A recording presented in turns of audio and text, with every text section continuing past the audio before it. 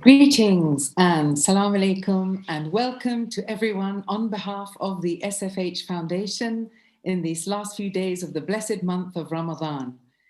This broadcast today is the last of a special series of conversations between Shaykh Fadhlalla Haeri, Shaykh Saadi Shakur and Dr. Adnan Aladnani. Fasting, as we all know, is a fard, an obligation upon those who profess Islam. It differs from other obligations because no one else but Allah really knows whether you're doing it properly. Nor do we know according to which level we might be fasting, for there are multiple layers of awareness that inhabit this sacred act. There are outer abstentions as well as inner abstentions. Fasting starts with the outer, from the obvious dependencies and pleasures, and moves towards inner layers, our thoughts and intentions.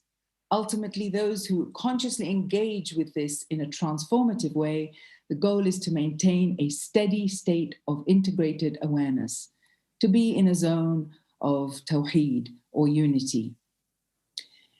Today, our three discussants take us further into pathways towards the boundless, an exploration of the nature and reality of revealed laws and prescriptions according to the Quran, that is, the Shari'a. Over to you, Dr. Adnan. Ar-Rahman Ar-Rahim. Assalamu alaikum. Assalamu alaikum. Thank you again, Muna. It's in the last couple of days of this blessed month.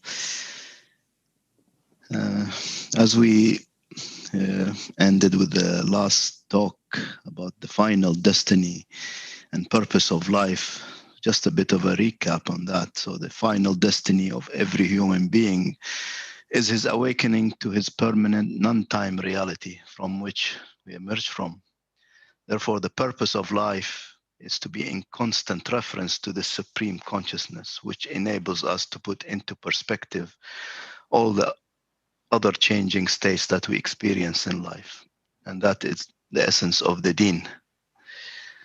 So in this particular talk, we'll go into the more of the, I would say, the cosmology of the Deen itself. So some of the, especially in reference to the Quran, there's a lot of terms used in the Quran that really have changed throughout time.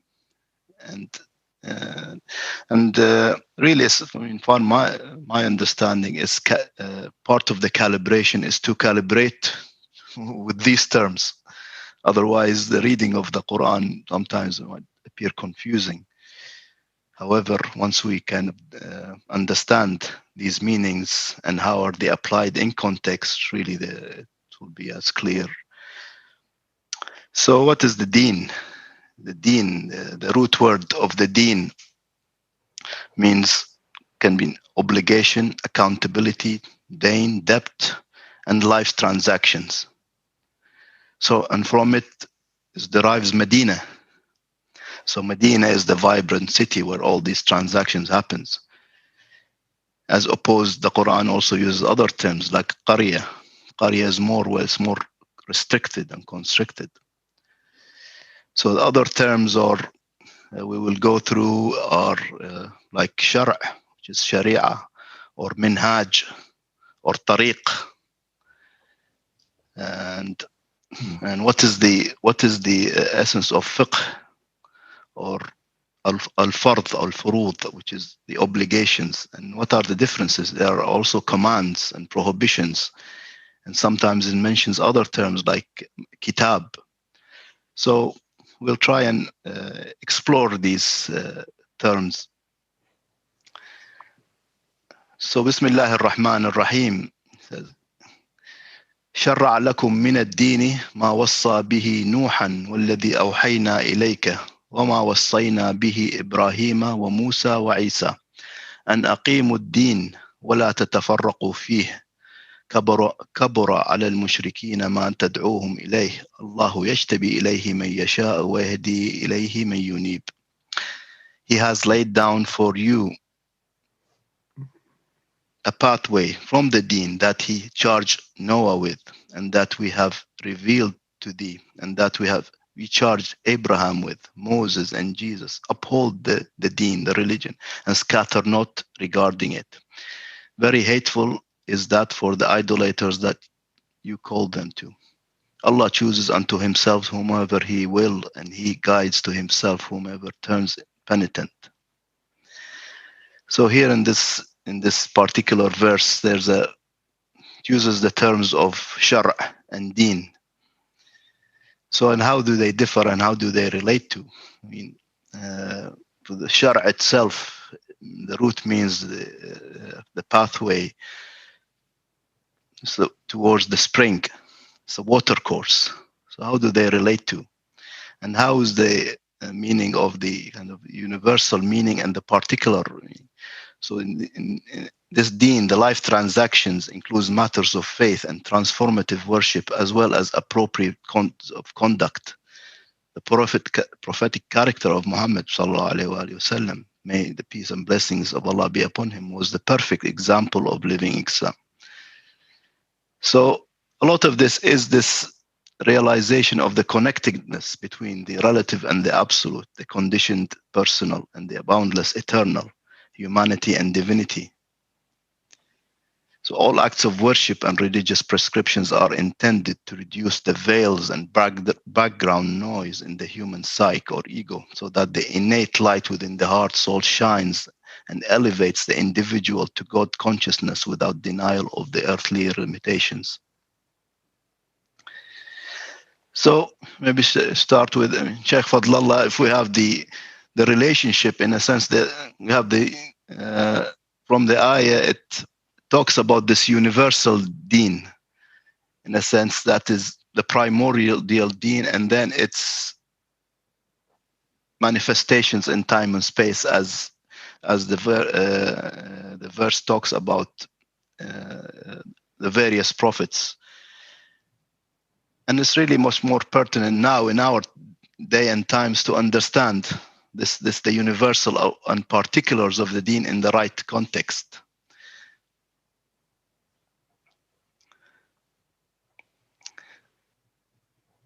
Sheikhna, how is that? It's one of those great mysteries in life, that there was only one, there is only one now, and there will only remain one. But something happened in between, which resulted and ended up with the declaration that inni ja'alun fil ardi khalifa. So there was Fatir as-samawati wal ard. A split had occurred for something else within that split to take root, to exist, and to rise again by will, by intelligence, by grace, to realize the infinitude of all of it, which has no beginning and no end. So this is the mystery of existence, that from that cosmic, boundless, infinite, eternal oneness, some veil came upon, some event took place, that there are the cycles of beginnings and ends and the movement of time, all of it energized by grace, by life itself, which is the treasure of treasures. So our connection with life as a human being is through very constantly reminding sense of time moving. Time is moving, time is moving. So my connection with eternal life is through time. And that is stressful, and that is insecure.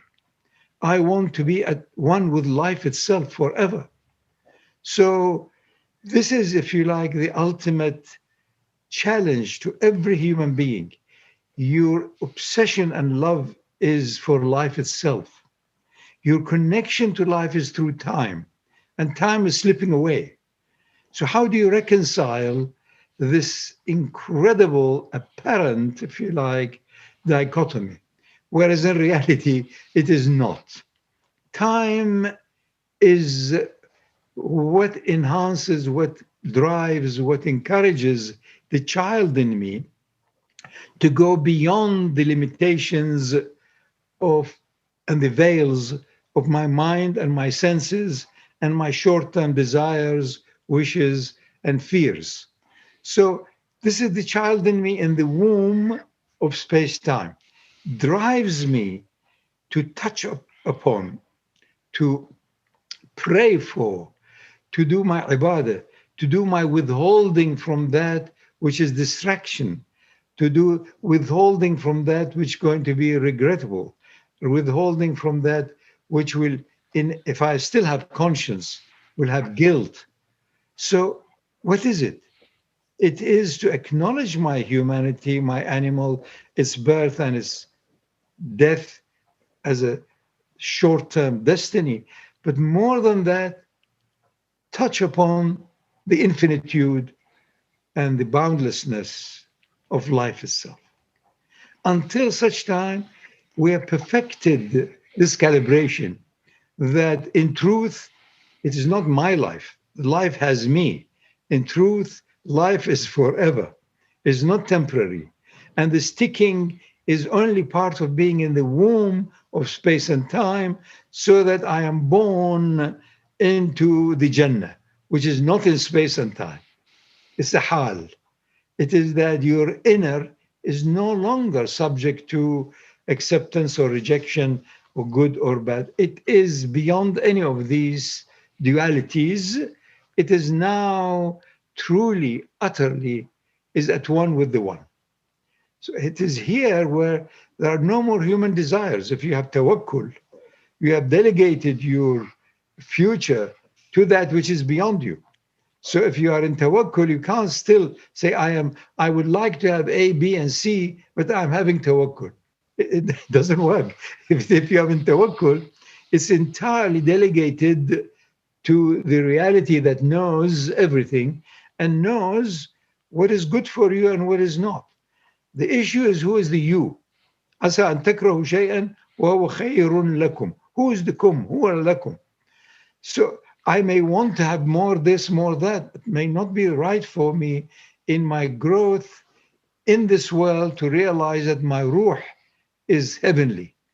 It may not be good for me to have more wealth, more acquisition, more power, more fame. May not be the right thing. So there is a slight, if you like, inconsistency. I want something, but at the same time, I know ultimately what Allah wants will prevail. So I want what Allah wants. So I have to be honest. I have to be sincere.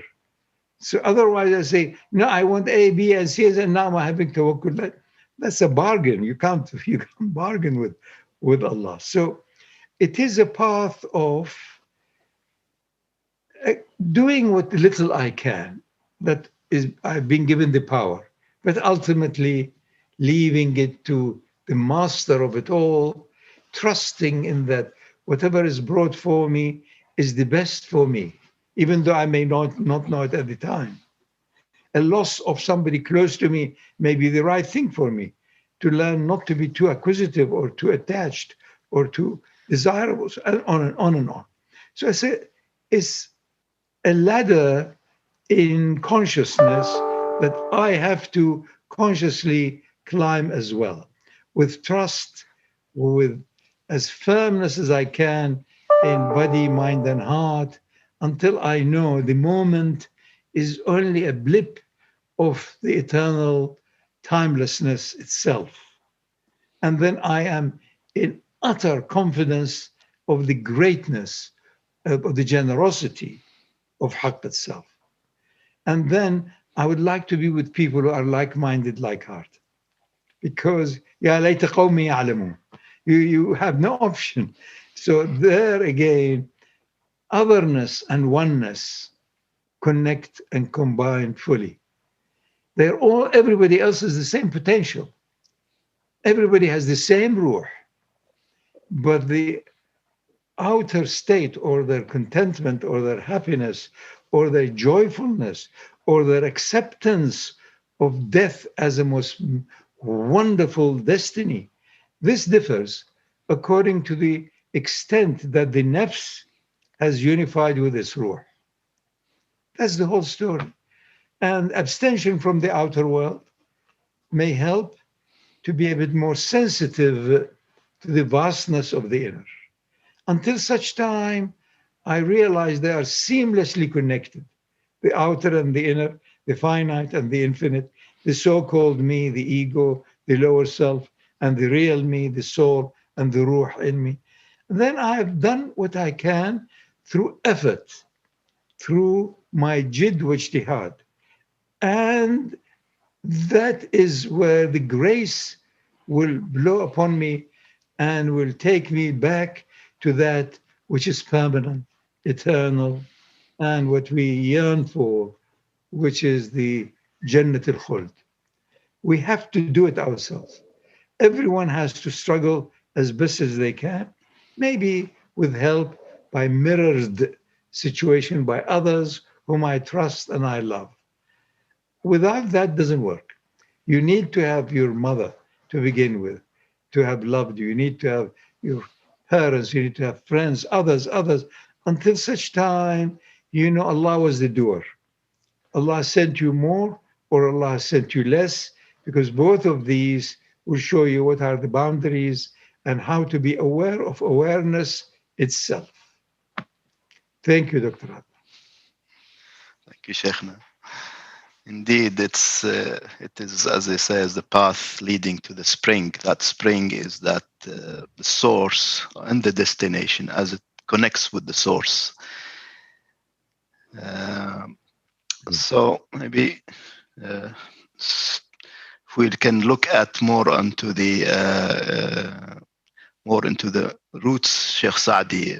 I don't know if it has any other roots in other traditions, like the meaning of the Deen, and that one Deen, and the word and Shari'a. So it says in the Quran, ثم جعلناك على شريعة من الأمر فاتبعها ولا تتبع أهواء الذين لا يعلمون. Then we put you on the way of the affair. So follow that way and follow not the desires those who do not know. So here we have that combination of, well, clearly knowledge, awareness, as Shaykh Fadhlalla said, in order to kind of to recognize that path that leads to the spring. And there's so many other paths that go nowhere.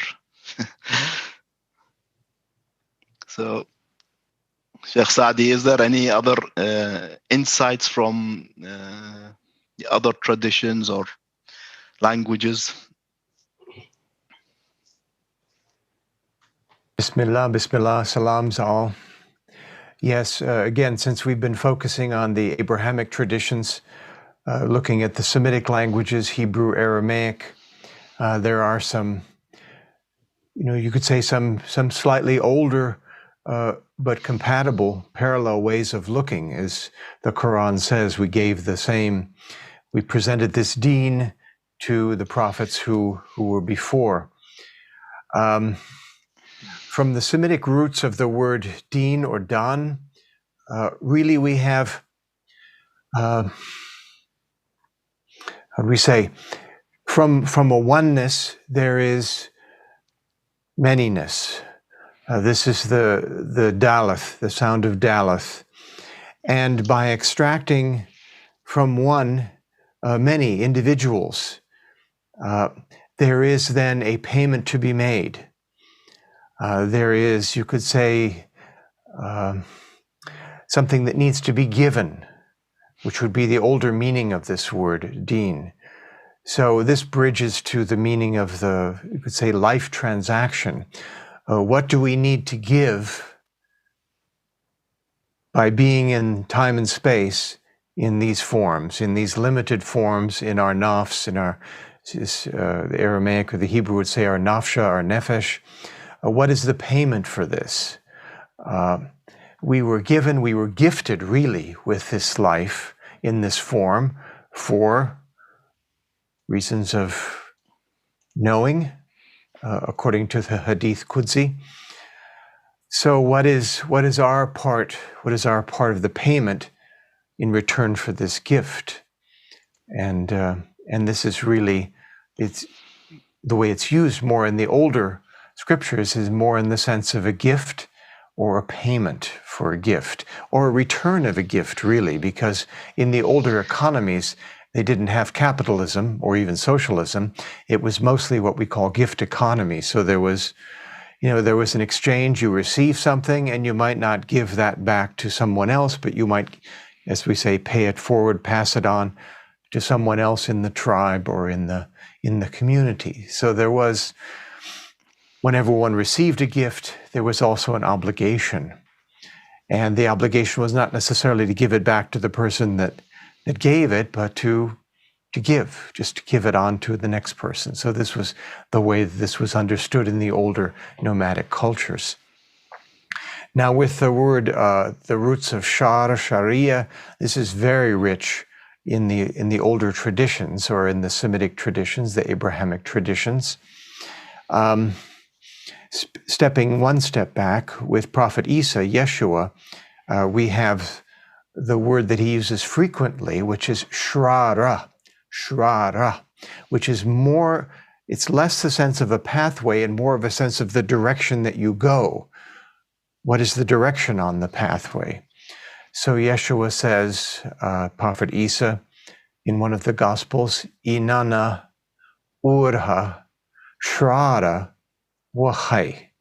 And here the Aramaic uses urha, the illumination of a breath, as the path itself, shrada as the sense of the right direction, which way do I go at any given point of choice or any decision point, and the energy to travel that path is called, very similarly to Arabic, khay. So ura shrara wa khay. So what is it that offers this to us? Well, it's the connection ina, our small self, our nafsha, to the only self, the source of that self. And this is again, we would say the turning of the nafs towards the ruh, the calibration of the individual to the infinite or to the source of reality.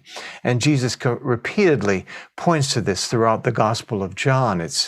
He's trying to get his students, we would call them his murids, his disciples, as it's called in the Gospels, to get this connection so that after he's left, after he leaves them, they can still have that, and they're not so dependent on him being there in person. It's actually it's a quite moving and poignant story in this regard, sometimes actually somewhat comical in the way they misunderstand him. So and again, he says just before he's about to leave them, okay, I'm going to leave you Ruha Dishrada, the breath, the soul, which will direct you in the right direction. And this then becomes, you could say, later, derivations of this, the origin of our Arabic word Shari'a. So this opening, Sha, as though it's an opening from a point. You think of a point and then that opens an arc or like a cut of pie towards the circle. You get this crescent, not this crescent, but I forgot what it's called, a segment of a circle. Opens from a point towards, you could say, the boundless. But in this case, it's opening towards life, Shari, E being the sign of life energy, the Khay in the middle of words, in Semitic words. And then the sound at the end is really Ah. It's the held breath in the ancient Semitic languages. So it's that limited sense of self. It's the breath held within us, which can become stale, which can become rotten. It can become, it becomes So the Shari'a is the way of, you could say, freshening our self, freshening the sometimes stale sense of our individual self, what's mostly stale because it's basically a fraud. So we have the opportunity to freshen that up with a sense of the life which is behind what we call our individual lives, the life which is only life itself. But I'll just point out one more because this may be a bit oblique or off the subject, so astaghfirullah, but we know that we have the word also in these traditions, besra in Aramaic, similar in Hebrew, which means the flesh. And we have bashar in Arabic, and Bashir, which is one of the beautiful names, which usually is translated as the good news or the bringer of good news. I would translate these, the later Arabic, more as the Bashir is the one who comes bringing you the naked truth, not covered, not clothed. And sometimes the naked truth, we could say always the naked truth, that which is without covering, which is just in touch with reality, is not kufr, is not covered, is what is going to help us the most. So hence Bashir then is this, this is the way of, this is the way, this is the naked way, and we all travel, you could say, as the Bible says, naked we came from our mother's womb, naked we return, and this is what Shari'a, in its bigger sense, is showing us. So I'll pass it back to you, Dr. Adnan. That's probably enough for me for now. That's lovely. I think that really, you clarify. It comes here back to the nature of the human, as the Bashir, the human dimension of Bashar, that aspect of the good news. As the Prophet says, "Innama ana basharun mitlukum." I am a bashar like you. But also we are insan, which has aspect of forgetfulness, and these two dimensions, that this complex being that we are, and so subhanallah. So in terms of the looking back at this cosmology, I mean, in the Quran speaks of multiple dimensions, and sometimes it doesn't differentiate. So this pathway, this Deen and the Shari'a, includes not just legal issues, even speaking well to others, compassion towards parents, helping the orphan, and respecting contracts, prohibiting theft and killing, and so on. So they have this domain of like the acts of good, salihat, and then as there's the sayyat, which is more towards the evil. So the Quran does not distinguish so much between the legal and moral issues. However, as time goes by, so a lot of the Deen, especially what came to be known as the fiqh al-Shari'a, it focused on the law and the jurisprudence side of things. So although the word fiqh, the root is simply to know, to understand. So fiqh al-Shari'a is linked to that aspect of the legal side of things. However, of course, that in the Quran is almost, compared to what's the vast majority of ayahs, is minimal. So somehow it, in a sense, somehow it reduces the human being into kind of the mechanical side of things, which is, of course, reducing. So in a sense, that's why in our education, a lot of it is, we came to, including myself, the teaching of the Deen was very much more fear-based. Fear God and fear the hellfire and so on. And another thing is it's all about control and power. So in a sense, the either puts you off that path, or so we need that rebalance, in a sense, the balancing heart and mind, as Shaykh Fadhlalla, calibrating us to the highest. And another aspect of the Deen, it could become simply a mere identity. It's like another form of nationalism. I am this and I am that, and we end up arguing and fighting, not because it's to do with leading us to that spring, to the world of life, but it's just about almost self-defense. So in a sense, so we have the how we interact with the Deen. How is the again depend on ourselves, on the nature of the self and how we are. So we have these various distinctions. So scholars, theologians are generally most concerned with the application of the religious injunctions and the laws. But however, there are the seekers of gnosis who are, on the hand, are concerned with the severing attachment to creation in order to gain insights and subtle knowledges relating to the soul and Allah's lights. This is the path of liberation and enlightenment which ignited the hearts of the early Muslims and the Sufis. So this important distinction between the Sharia and the fiqh part and the so the Sharia can be understood as the abstract concept of the divine will or the path laid down by God to the highest, while fiqh came into play when divine law is derived and articulated by the human scholars. So human understanding is inevitably, tainted and, subject to error. So in a sense, a lot of the fiqh you can say is man-made constructs. So it's not immune from the difference of opinion and possibility of error. So because it relates to so many aspects of life, like politics, economic, social, marriage, environment, it almost takes over from that clearly, because it is earthly, it is visible, it is and gives and is subject to a lot of it to the power structures. And the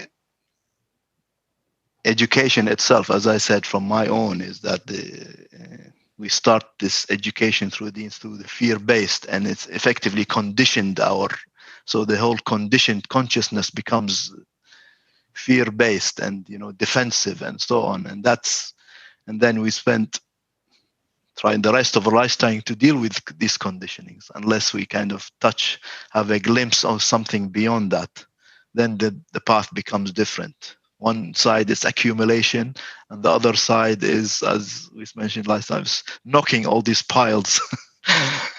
But it is that push-pull, Sheikhna, that we strive. As the Quran says, you are toiling, struggling, and almost it's from that aspects of the outer struggle for life, but again, the need for constriction and boundaries, that really what the Sharia is all about.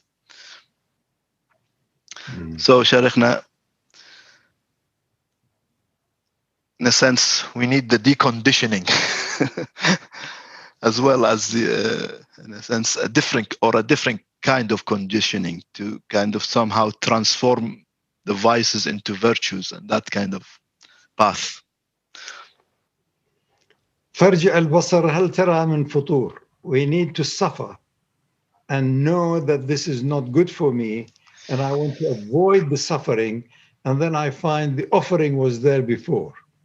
So initially, I'm not even an animal as a child.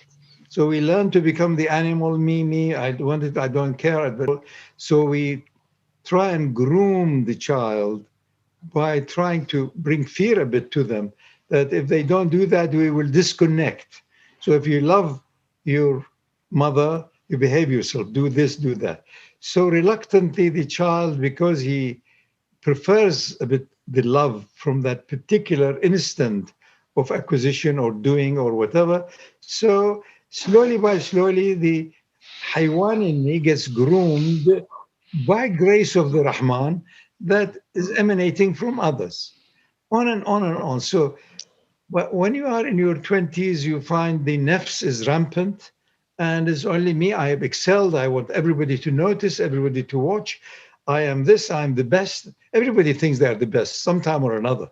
So, and if they're wise enough, sometime or another, they also realize they are the worst. So it is like that. You're not as good as you try to appear, nor are you really as bad as it appears. It's much worse and much better.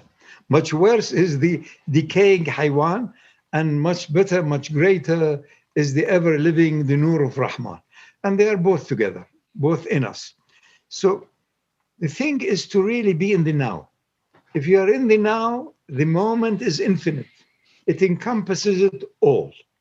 Otherwise, the fear of time. Everybody says, I don't have enough time. What I don't, that means I do not have enough total integration with the permanency of life itself. Time is the connection with life. So if you're integrated with life in you, then what is time? Few hundred years, few 10 years, the ruh is infinite. And that's it. And you won't brag about it. You won't talk about it. You know that you are here on a journey in the second womb, first being your mother's, the second is being the earthly womb, and the poor ruh, which is infinite, min amri Rabbi, is caught for a while in this septic tank. I mean, can you imagine the ruh situation, what it has to put up with? Then we say, no, I can switch off. I can go into my timelessness. I can go into that infinitude from which everything finite and other has emerged. So it is the play between the haywan and the nur of the Rahman and all. Not denying the haywaniyah, containing it, limiting it, putting it, and so on. Allowing it every now and then also to fool around a bit, you see. Let it out of the cage of the zoo for a little while. But be careful that you need to have now a detection as to where it is and what's up to. Otherwise, it may not be reversible. This is the biggest danger. That if you take on certain habits, and habits give the illusion of continuity, so it's not reversible. That's why the Quran warns us. Don't say that this is what our parents did and therefore I do what they did. This is silly. This is just a habit. It was good at their time, not good at this time. At some time, not very long ago, just maybe 3,000 years ago, people would compete to give sacrifice their best, if you like, of their family, of the child or the daughter, to be sacrificed for the deity. We have moved a great deal. Evolution has been at it. The arc of the rise of consciousness has brought us where we are. We now consider any aspect that is going to cause death is highly, highly suspect and most probably in all cases undesirable. Now look what we have done ourselves now. We have brought in, you mentioned fear, the fear of disconnection. Now, the ultimate incarceration or punishment we give other human being is to put them in a prison, no connection. Also, more punishment than that is take their life away, which is the ultimate, gift of gifts, treasure of treasures. So it is fear. If I start with fear and I realize there are limitations and boundaries, inevitably I'll end up with not hope, with perfect destiny. I am here. One side of it is that I won't transgress because it will hurt me ultimately. And I love me. The me is the real ruh. So I am constrained between khawf and raja. I can't do this. I can't tell people things that they may not comprehend. It's also unfair and may also bring some sort of religious or spiritual arrogance in me. And that is a downfall. So I have to be cautious, cautious, cautious. Rudduhu ilallah, firru ilallah, anibu. What would Allah say at that time, you see? As an enthusiast young man, I remember in many situations, I was saying things or declaring things which for the people with me in front of me, it was alien, it was strange, and it's not fair. But I was carried by my own enthusiasm, and it could have caused quite a lot of,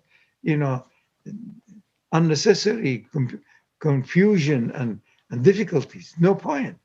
People want to grow in a wholesome way, in a holistic way, so that we know I began as a haywan, and once I recognize the authority and the sovereignty of the Rahman, then the haywan will more or less give up his haywaniyah and becomes at least only bashar, skin.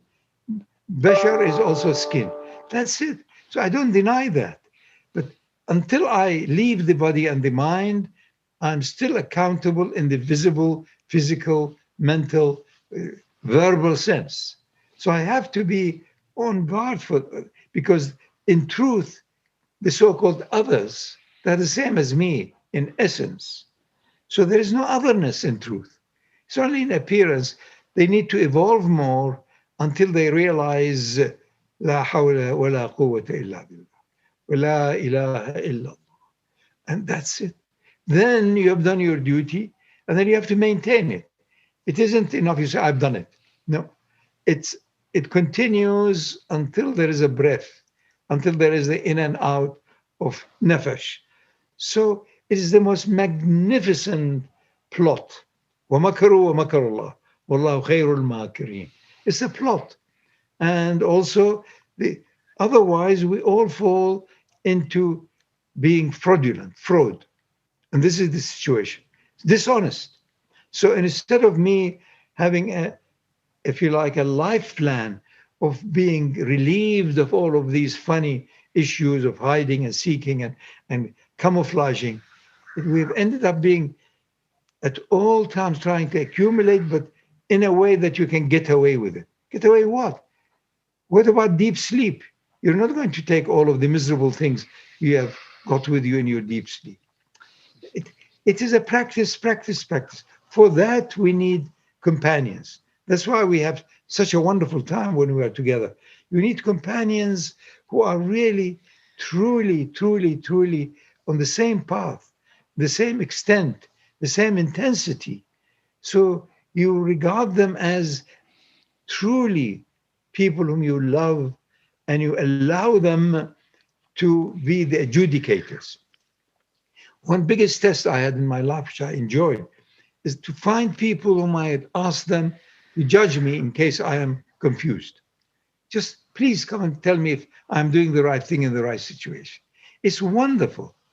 So you need at least about a dozen people whom you truly say, look, in this case, I can always ask, and this is A, B, C, tell me whether I should do this or that or do, and I'll follow. This is a community. Kana Ibrahim ummatan. Ibrahim was that's what it means. But we need to find their Sahaba. And this is what I think will come if humanity is to remain. Otherwise, the earth will be relieved by this, Homo sapiens sapiens, as we are also hastening the whole thing. And from every angle, it seems as though we are on a self-destructive mission. But if you are truly tuned to the higher, don't destroy yourself. Just ignore it. Just go back to your origin, to your ruh. There's only your ruh, because it's timeless. It's not subject to comings and goings. And then you truly find it's fun. It's everlasting fun. إِنَّمَا الْحَيَاةُ الدُّنْيَا لَعْبٌ وَلَهْوٌ. There are 4 ayahs with the same words. You must enjoy it without expectation of something fantasy. The moment, it's a treasure. Enjoy the moment, and it is eternal. And be with the people who are treasuring the moment, living the moment, respecting the moment. It's eternal. It's a gift from Allah. That's why also the teachings were don't ever curse time, because it is Allah. So the manifestation of He who is forever gives us that little rope of time. And we want more of it, more. Because your ruh is eternal. So if you don't climb that rope quickly to the eternal, then you find it's too short-lived. I didn't have enough time. And so on. So that's why the Quran says, they say after death, we should be allowed to go back again. So we do something better.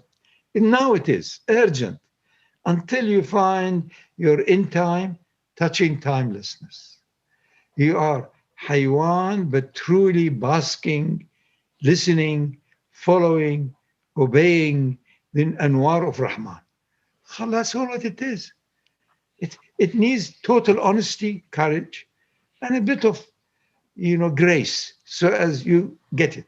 You move from the outer maps to inner maps until you find the ruh will provide you with what you need to know at the time that the ruh knows you really need it, not you think you need it. It's wonderful. It is celebratory. That's why we love to celebrate. but we often end up doing a mess up because the cause we are celebrating is not worth it. It's not true. It's just noise and drugs and abusiveness. We love to celebrate. Eid is that, you see. We love to celebrate the infinite and the finite, the heavens and the earth. The ayah in Surah Al-Ma'idah is that we know, we trust, but we want a visible also experience, Ma'idatun min as-sama, a banquet from the heavens, so that we know the heavens and earth are ever connected. The infinite and the finite are ever connected. We are like that. We're celebratory people. We want to have Eid all the time. Return to the absolute, to the origin, without denying all the other events which have beginnings and ends. It is a big gift upon us. We can only begin to also appreciate and express gratitude. I am beginning on that anyway. So thank you. We'll follow Isha. As the Quran says, وَأَلَوْ اسْتَقَامُوا عَلَى الطَّرِيقَةِ لَأَسْقَيْنَاهُمْ مَاءً غَدَقًا. And if they should keep to the right way, we would certainly give them to drink of abundant water. That's the water of eternity, as Shaykhna said. I mean, that's so here we'll come to another term, maybe that tariqa. I'll come to that. First of all, Imam Ali says that the Shari'a is a river and the haqiqa is a sea. Thus the scholar makes his way through the river, and the hakim, the sage, dives into the sea for pearls. But the arif, the Gnostic, moves along the sea aboard the ship of salvation. And Rumi describes Sharia as a candle that lights the way for those who want to begin their spiritual journey. Once the path is illuminated, the Sufi continues the journey. That's the tariqa, with an ultimate quest for truth, the haqiqa. So the Quran mentioned the word of tariqa. So I mean, I guess the kind of another tariqa developed into a to refer to like maybe differentiation between various schools or various turuq. But looking at the root of taraq, and we have the surah of al-tariq, was-sama'i wa-tariq. So the root word implies, well, from either night visitor or taraqa means to knock. So probably that means that we need the occasional knock to wake us up. So for the meaning, the night visitor, of course, the night is always refers to something that unmanifest and inner. So we can say that the tariqa aspects could be the inner path of the Sharia. So this is, and both, of course, the destination, the destiny is haqiqa, the ultimate truth. But they always, as Shaykh Fadhlalla, as we are here, we need both the outer and the inner. So the clear outer path, the clear boundaries, but and that the inner tariq, or the inner maybe knocking, all these conditioning that really keeps our mind in this constricted sense. So Shaykh Saadi, I mean, is that meaning of tariqa? Does that consist with the other traditions or the root itself? It seems to, Dr. Adnan, one of the other meanings of tariqa would be to forge something. And this connects to the older Semitic language roots also, where the roots really mean to purify something by fire, and at the same time to make it, how would we say, to purge it of what it doesn't need, and by doing that, you could say, to dedicate it would be one way of putting it. So the taraq would mean the purifying by fire, by emptying what is not appropriate, what is not of the moment, what is not real. So this whole process of purification by fire, which also involves light, heat, warmth, as we talked about last time, the sort of the burning away of the nafs to a certain degree, so that the light of the ruh can be more seen. I was reminded when Shaykh Fadhlalla mentioned the passage in Surah Al-Ma'idah, which relates to Jesus, where people say, well, in the Surah Al-Ma'idah, okay, bring us a table, and then Prophet Isa has to meditate on whether he should actually do this or not. This relates to a longer story in the Gospel of John, where Jesus feeds a whole bunch of people, 5,000 according to the John chapter 6. And then the next day, to cut a long story short, he comes back again and the crowd gathers and they say to him, "We'll do it again, prophet." And Yeshua starts to say to them, in order to either have them understand or to put them off, he says, "Inana lachmadahai." And this is, again, it says, connect your small self, ina, to the big self, reality, through the ruh. And this will be your lachma, this will be your bread that will give you life. And they're still not getting it. So he says, well, then, unless you eat this bread and drink this blood, unless you eat this food and drink this essence, because the word for blood in all the Semitic languages also means essence, flowing essence, as in daim, dami, al-dami, ad-dami, I should say. So unless you get this essence and you get this food, you're always going to be hungry. I reminded that Sheikhna asked me to look up the word for hope in the Semitic traditions, and this related to what he said in the last part, that, it says not this expectation, hoping. I was really surprised. I couldn't find actually a word that means hope in all of the old scriptures and all of the Abrahamic scriptures. Is very interesting. In Aramaic, the only word that sometimes is translated as hope is really the same word as sabr, sabur. It is sabra, which is the same as sabur, which is entering the timelessness. And I don't know how they got hope out of that, but this is a translator's interpretation. There's quite a bit that's translated as hope in the book of Job. If you remember, Job is the one, he suffers all this stuff, and people die around him, and all of his possessions go, and his friends come and they say, well, just curse God, just curse reality, there's no reality. La ilaha, they don't say la ilaha, but anyway, in Hebrew they say that basically.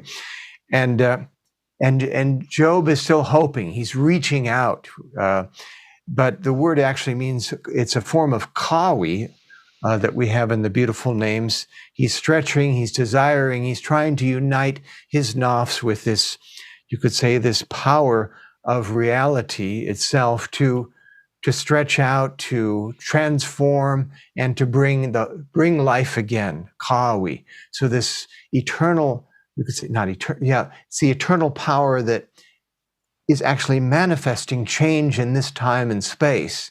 And you could say, still bring us life. We lose one thing, we get a better thing.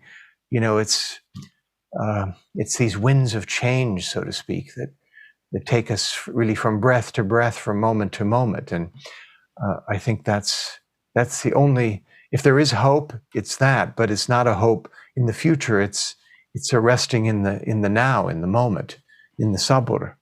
So back to you, Dr. Adnan. Thank you. As you confirmed that the meaning of the tariq, as the Quran says, the tariq al-najm al-thaqib, the piercing star of guidance. It is what kind of pierces through all these layers. And the Prophet ﷺ says that the Shari'a is my word, tariqa is my actions, haqiqa is my state, understanding is my capital, reason is the basis of my way of life, and love my foundation, longing is my mount, fear my companion, knowledge my weapon, forbearance is my master, trust in Allah my helper, and contentment my treasure. Truthfulness is my stopping place, certainty my shelter, poverty my pride, and by it I am honored over all prophets and messengers. I mean, here really the Prophet ﷺ threads all these, whether it's the path of love, path of knowledge, path of, it's all there, you know, it's really amazing. If only we have eyes to see. Therefore, really in essence, especially our dealings, especially with the whole Deen is an individual, a social affair, addresses all aspects of life. And simply just when it's been reduced to simple orders and obligations, especially for the young ones, it's difficult to understand. That's quite understandable. Nobody likes to be told what to do. And so in a sense that there's an aspect that, as the Prophet says, that you have to have a model. Sheikh mentioned a model and examples. You lead by example, not by dishing out orders, because that will not work. And so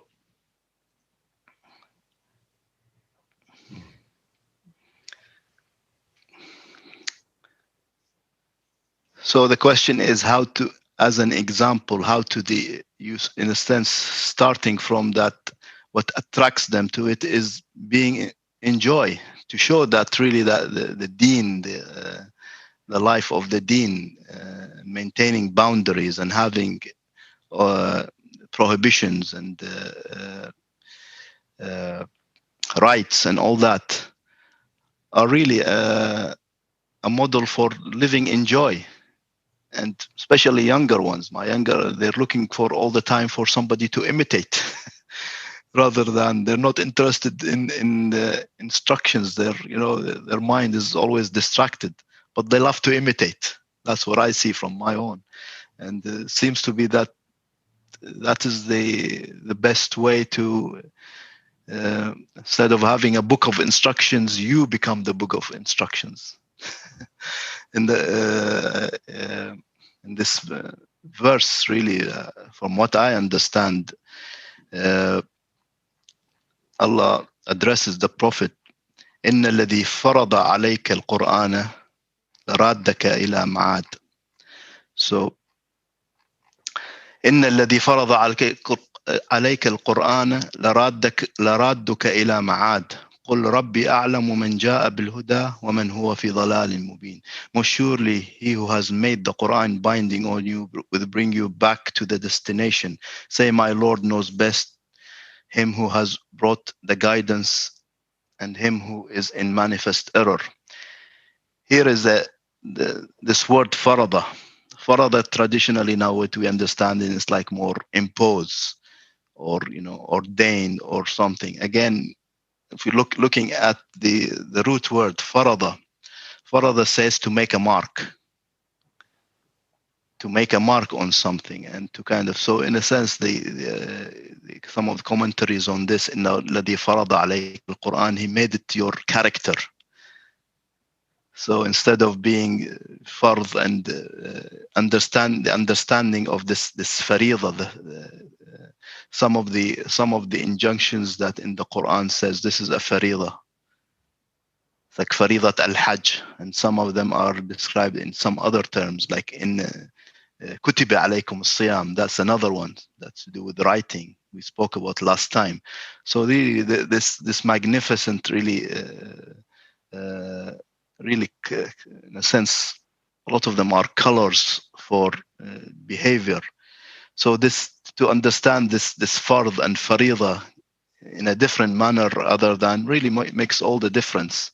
So as the Quran's the Prophet said, the Prophet, that he is the Quran walking. So I mean, that's why it seems that the purpose of all the rights and obligations is to become our own character. So Subghat Allah, so yeah, so Shaykhna, I mean, this magnificent, really, I mean, unless we have this really recalibration to the Quran and to the original meanings, in a sense, the confusion will continue. So we have this difference between farida and kitab, kutiba alaykum, something that is actually your, it's been written, you're writing. So in a sense, we are writing our reading, both reading and writing, in a sense that goes all together.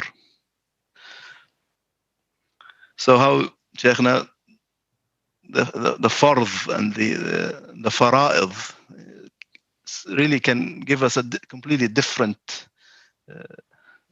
vision of things. It's all ingrained in us. All of it is ingrained in us. وَلَقَدْ عَلِمْتُمُ النَّشْأَةَ الْأُولَى الرحمن. So immediately after that, علم القرآن. Then خلق الإنسان. It's already done. But the mind, which has this tendency of asserting itself, because it is like a shadow of the nur of the ruh. So it wants to be the ruh and it can't. Once you accept it, it's an outer manifestation of a supreme spiritual reality. That's fine. And it is its nature. Anything that exists wants to assert itself, wants to be known, wants to be recognized. It is its nature. It has been touched by the eternal light. So it wants to be, I am the only one. Fine.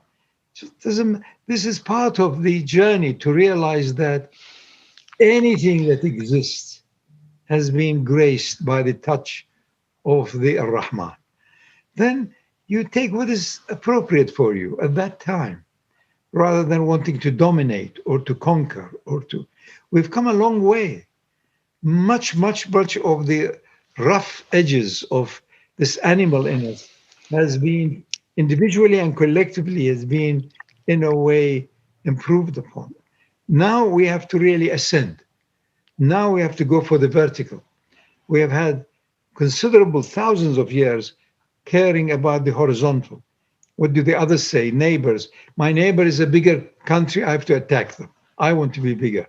My number of, and al-hakum takathur. So until such time, no, I realized that there is the whole cosmic reality is within me. And then I become to realize that this is the ultimate treasure, that nothing ever measures up to it.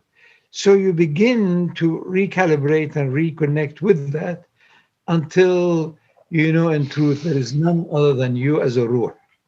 All of the other yous are different colors of it, like rainbows. They are different colors, the economical you, the intelligent you, the educated you, the role-playing you as a father, as a friend. All of these are aspects of you. The real you is a divine mystery manifesting as all of these so-called you. What a treasure. So you enter into the zone of gratitude and you lose yourself. And you lose yourself, as Shaykh Saadi was saying, into sabr, timelessness. It's timeless. We are within time, but having emerged from the timeless, returning to the timeless. You can call sabr also as destiny. It's the same, it's eternal. What a liberation, what a freedom. With it comes huge responsibility. Well, why? What are you doing? Is it the right place, the right time? You're accountable. Until such time, you're truly in full taqwa. And it's not your business. Shut up. Not the right, no. Keep quiet. Or say something that is going to be good. What is good? That which will last most. What is last most? Your own ruh. So we're back again to from where we began. It's magnificent. It is the ultimate joy of joys. It is fun that is beyond any description, limitless. That is the fruit of the Deen. So that's what it is. We all want the same thing. And it's not a thing, but it's already there if you turn away from all the shadow plays, all the distractions, which mostly bring destruction. And I think as much as we are in a very difficult time globally, I think with all that immense difficulty can come also this possible ease. All what you need is a tiny little peep into it, and it will take you. But for that, as Dr. Adnan was saying you need people, you need a command, you need a reference, you need to imitate someone somehow. You see, that's when you see somebody who is truly joyful, not because of A and B and C, that their nature of joyfulness is shining. You like that because that's also your nature. But you need to earn it by evolving, by, truly, utterly being honest, courageous, intelligent. It's higher intelligence that will make you constantly touch the zone of timelessness. Joy upon joy. Nurun ala nur. What a wonderful point to end on, subhanAllah. Thank you, all of you, for sharing your insights into making us understand how dynamic the revealed pathway is and how its purpose is to enable us to reach the boundless and not remain within the limitations of the bounded. And Shaykh Fadhlalla, you've highlighted the celebratory nature of this connection. I don't think many people connect that idea of celebration with Shari'a in the popular media images and discourses that abound. Everything is to do with constriction and grimness, not joy and celebration. So thank you for highlighting that connection between the inner and the outer, this balance between Shari'a and tariqa, the pathway and haqiqa. Also, thank you today for making this distinction between fiqh and Shari'a, and also for the idea of us actually embodying the book of instructions, becoming that book, so that you no longer have to worry about it. I don't think there are many discursive spaces connecting Sharia to cosmic reality within us. SubhanAllah, that's a tremendous gift. Thank you so much. Allah tells us that fasting is for Him and He is its reward. And I hope that this Ramadan, all of us will have tasted some of these treasures and been nourished by them. Certainly, thanks also to our wonderful discussants here for enabling us to do so. Thank you so much. May you all have a blessed end to your Ramadan. An early Eid Mubarak to you all on behalf of everybody at the team working behind the scenes at Shaykh Fadhlalla Haeri Foundation. Assalamu alaikum wa rahmatullah wa barakatuh. Thank you. Thank you. Mubarak.